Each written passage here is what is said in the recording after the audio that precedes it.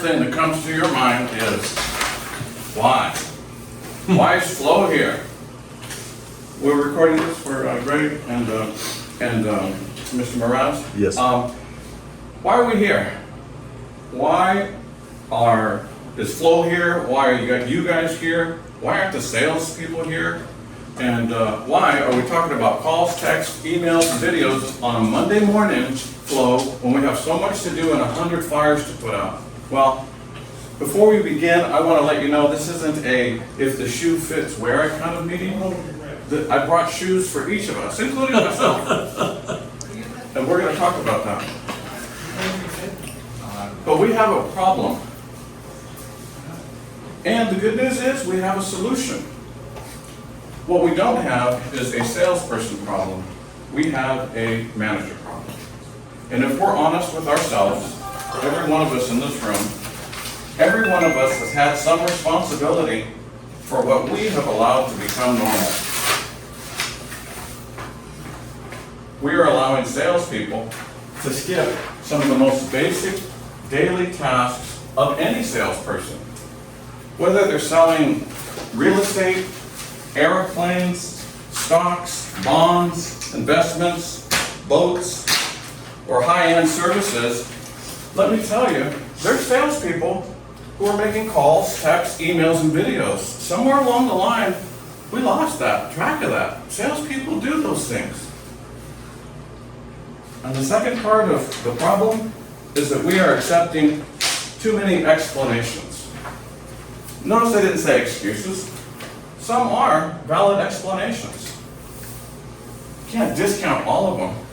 Explanations, reasons. There's a lot of reasons of why they're not doing the basic activities. For example, my boy sells 30 plus cars a month. He doesn't have to do all that calls, texts, emails. Granted, that's the exception. The problem is we are now managing by the exception. The exception has become the rule. Yeah. And when somebody doesn't have to do the standards, then the standards disappear. Because once one person skips the standard, whether that's my idea of 20 calls a day, 5 videos a day, when you skip the standards, then the excuses start to multiply.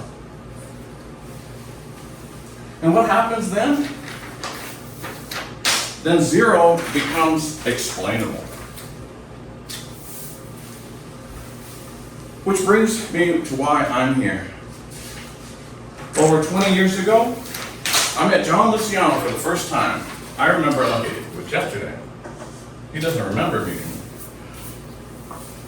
He was the new general manager at Toyota store in Dicpo, El Paso, Texas. I walked in with my freshly printed resume in hand, ready to plead my case, and John put up his hand and said, "You come well recommended." I always remember that. The second part he said is, "Let me tell you what I'm thinking. This Toyota store is doing 8 to 12 internet deals every month. I know we can do better. Not I think we can do better. Not if the market improves we can do better. Not I hope we can do better. I know we can do better." That was the mandate. That was my marching orders from then on. Fast forward 20 years, it's always been my marching orders. I know we can do better. I remember the sad day when John Luciano left for Amarillo, Texas. Small town called Amarillo. Where are you going again? Amarillo. When he left, that store was averaging 120 internet deals every single month. It didn't happen because somebody woke up inspired. It didn't happen because somebody, had a good hair day. The reason we went from this to this is because when John Luciano took over, expectations changed. Accountability changed. The basics became non-negotiable. And this is why I'm here, because 20 years ago, John Luciano told me, "I know we can do better." And I'm here to tell you that we can do better.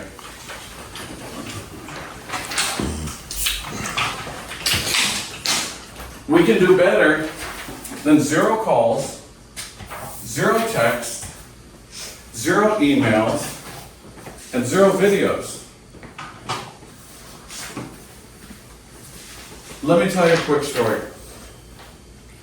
If you're ever in New Braunfels, which is somewhere between Austin and San Antonio, you'll find a small bakery, Naglin's Bakery, founded in 1868. This is Naglin's here. Did you make that? Somebody made it. That is cute. For 150 years, this bakery has withstood the test of time. This bakery has withstood wars, pandemics, depressions, recessions, and it's survived thousands of people saying, well, nobody does business like that anymore. From the outside, it looks strong, like a business that has withstood the test of time. But a bakery doesn't last because one person knows how to make excellent strudel, which is what they're known for, by the way, German bakery. It lasts because a lot of people inside the bakery do their jobs every day, whether it's exciting or not. Let me introduce you to some of those people. At the top, we have Gretchen. Gretchen is the controller. She keeps an eye on costs, and she orders the artesian German flour. Guess what? I don't know much about baking, but no flour, no strudel. Meet Martha. She's the general manager. Martha has a gift. Martha can turn a customer complaint into a 5-star review. And meet Hans, the lead baker. Hans knows the dough by smell, by feel, by touch. And he teaches the other bakers there at the bakery the same thing. We don't have a problem with Gretchen or Martha or Hans. They've been there for years, they know their roles, they take pride in their work, and they fit right in. But sometimes the problem isn't at the top. Let me introduce you to Julio. Julio is a dishwasher who's been there for 14 years at Naglin's Bakery. Year after year, he's been Employee of the Month, month after month. Very reliable. But lately, Julio hasn't been himself. Shows up a little bit later. His personal life right now happens to be in turmoil. Guess what? The dishes aren't clean. The bakers are waiting for pans. Take a look at the bakery, it's still standing. One missing block doesn't topple the bakery, but it does weaken the foundation. Let me introduce you to Jenny. Jenny is the opening cashier. Jenny was known for always opening up, giving coffee to the old timers there in New Braunfels. Always, she had all the pastries lined up and the signs out for years. But lately, Jenny hasn't been herself. Nobody realized or noticed that 2 months ago, Jenny quietly quit. She still shows up to work there. She's just not really there. And finally, let me introduce you to Nate. Now, Nate is our delivery driver. Nate knows every back road in New Braunfels. He knows every light that takes extra time. He knows the customers that we'll call if their order isn't there or if it's 5 minutes late. But lately, orders have been late. Nate has quietly found a couple of spots in town where he can lean the seat back, take a quick nap, just a quick nap between runs. Problem is, sometimes those quick naps, like John and I are naps, they become marathon napping sessions. And now, orders are late. Corporate orders don't get delivered. Bakeries, cakes don't get delivered on time. And you know what the customer knows? They don't care that Gretchen ordered the flour. She has a 2-month supply ahead of time. She had to negotiate with vendors to get it. They don't care that Martha, the general manager, has excellent manager skills. They don't care that Hans is a master baker. You know why? Because customers don't experience our organizational chart. Whether it's like this or a Mike Good inverted one, they don't care who's at the top. All they know is that they didn't get their order on time. Take a look at the bakery now. Still withstanding, but it's been weakened. This bakery is a lot like a dealership. At the top, we have the owner, general managers, GSMs, controllers, finance managers, service managers, parts managers, BDC managers, managers, and management matters. Advertising matters. Inventory matters. The desk matters. But without the foundation, nothing matters. Right here we have salespeople who don't make their phone calls. Let's get some salespeople who are too busy to send some text. We got salespeople who don't send their email. When enough of the foundational blocks don't happen, not the finest management in the world can keep the sales from tumbling or the dealership from falling. Which leads me to the solution. As managers, we decide what becomes acceptable. Well, the CRM didn't count my videos. That happens sometimes. It's an imperfect system. But that doesn't explain why no videos were done. Well, I was busy. Granted, we know that. When you're selling 3 cars on a Saturday, you're busy. Believe me, when you sell 2 cars, when you're selling any car, you're busy. The problem deal. I was busy. That doesn't explain, however, what happened with the rest of your day and why none of the basics were attended to. I sell cars without all of this. And granted, some do. But if the standards don't apply to all the salespeople, including that new salesperson, your favorite salesperson, that salesperson who always has an excuse, then there's no standards at all. The Toyota store doesn't have to do all this. Calls, texts, emails, park in the right spot, do their certifications. Delved into this one a little bit more because us as managers have to head this head on, just like we would a pricing objection. Oh, Mr. Jones wants to know our best out the door. Oh, shit, we run away. Mr. Jones, this is it. We price our cars aggressively. I want to let you know. I hope we can make you this our best shot. Like we face it head on, but we run from these. I delved into it. I looked at the 90-day average. Let me tell you 2 things. The salespeople at Toyota who do make cars sell 40% more than those who don't. It's a fact. I'd be happy to show it to you. At the Toyota store, on average, Toyota salespeople versus Volkswagen people. At Volkswagen, you sell more average units per salesperson than they do at Toyota. If you go over there, your average might actually drop them, whatever it is. And besides that, okay, Jimmy, so just to be clear, when Corey asks, hey, what do you think about Jimmy? You don't mind if I tell him, hey, he's going over there because this guy doesn't want to call, text, email, park in the right spot, and do certifications? Good luck with him, Corey. Are you okay, Jimmy, me telling him, oh, well, don't tell him that? I'm like, well, what are you guys thinking? Salespeople do calls, texts, emails, and videos, and somewhere along the line, we forgot that. If somebody cannot, I'm here to help Allie, who sends a lot of videos. So right now, her thing ain't working. If they cannot, that's a coaching thing. If they don't know how to send a video, we coach them. If they're not that great on the phones, we coach them. If they cannot, that's a coaching conversation. If they will not, that's an accountability conversation. And we need to know the difference between those. When we see 0 and accept the explanation, and we change nothing, then we are not managing. We are agreeing. And whatever management agrees to, the sales floor will repeat. When you see that red on the report,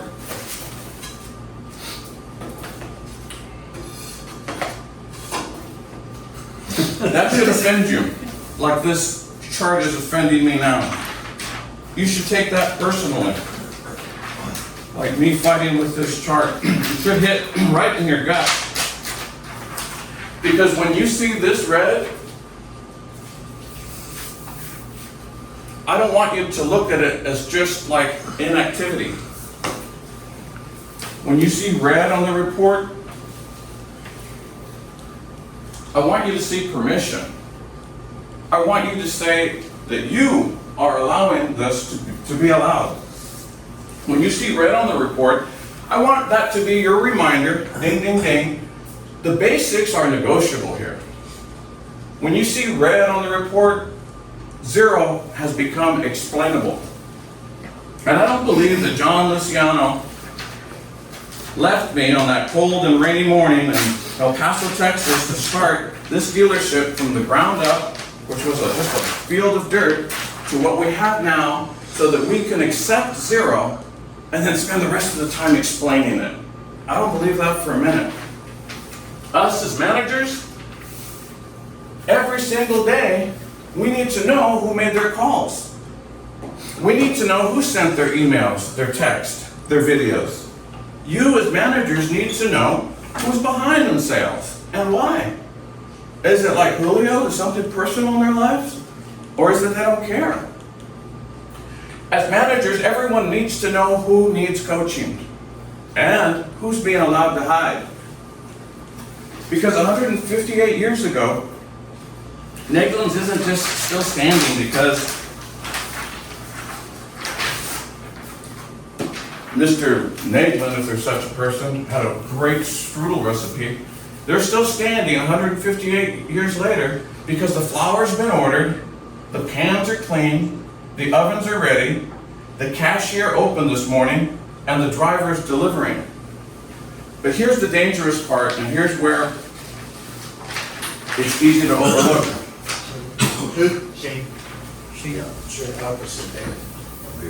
One missed call never feels like the problem.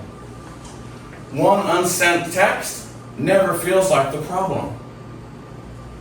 One video that never gets sent never feels like the problem. But neither does a missing block until it all hits the table.